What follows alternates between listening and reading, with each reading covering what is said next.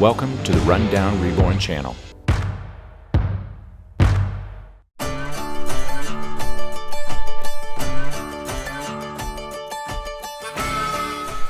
Balmy 32 degrees today, which just above freezing.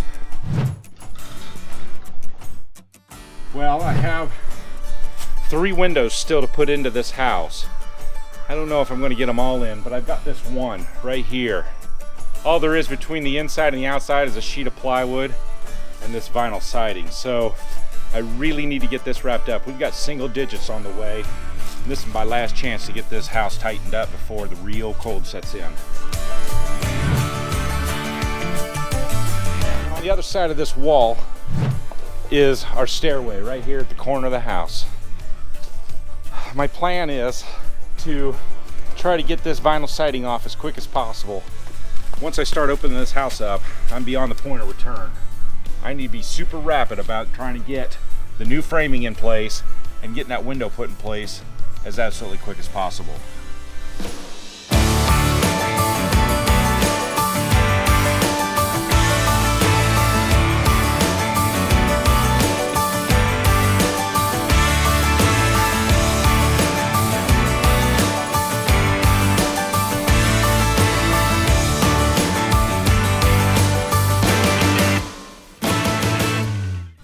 Well, I've got this opening cleared.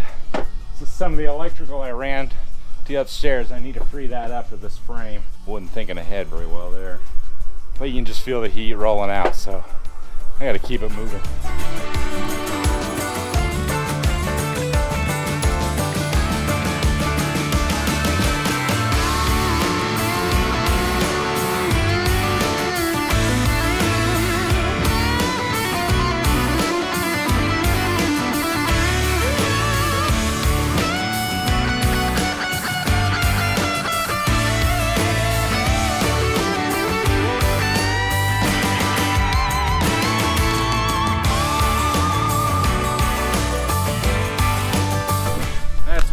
About. So what I've got on this side here is I need to get a stud right in the same spot where these wires are. So what I'm going to do is use a 2x2 on the outside. So this is going to receive my sheeting on this side and then give me something to screw my window onto eventually. And then I'll go ahead and block in with 2x2 on the other side. We get these wires secured back in there. I can go ahead and put my sill block in for the window as well as my head block.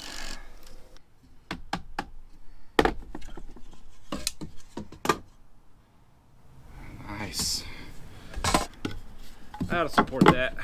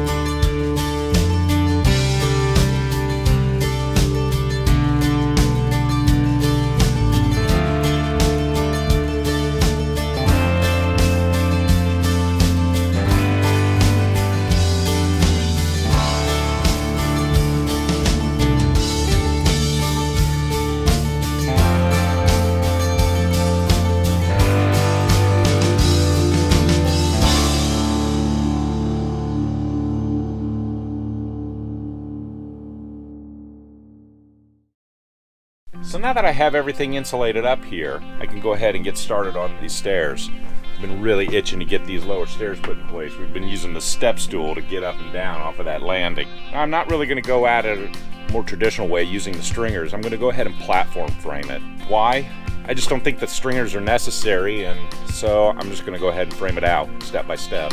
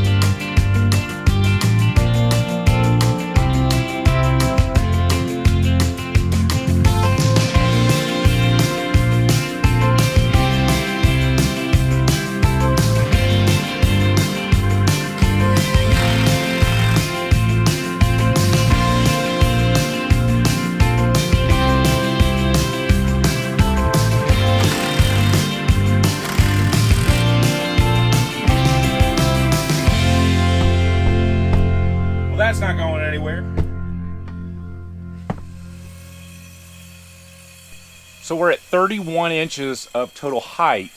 I take that divided by 4 steps, and I'm looking at about 7 3/4 inches per step.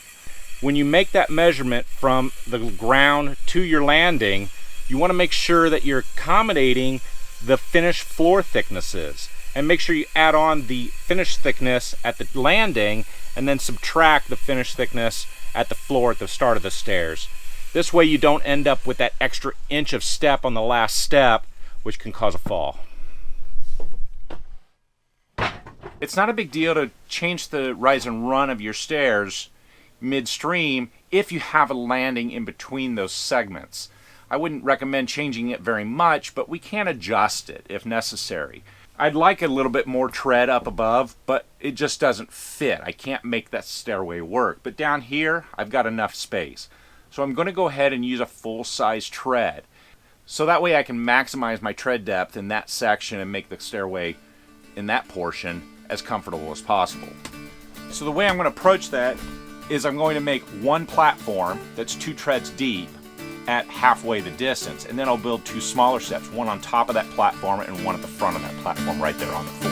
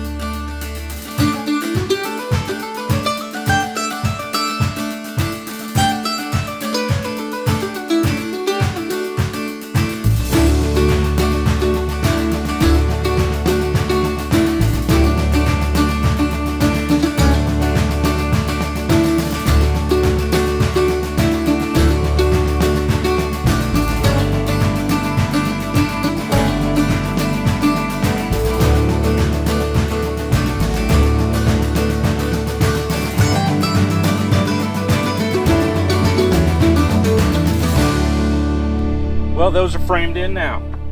I've got some steps, and that'll get us up and down the stairway a lot easier. As you probably know, every stairway needs a handrail, and I'll have 2 of them on this stairway that I'm working on. Now, one thing you need to prepare for is the wall blocking to mount your supports to.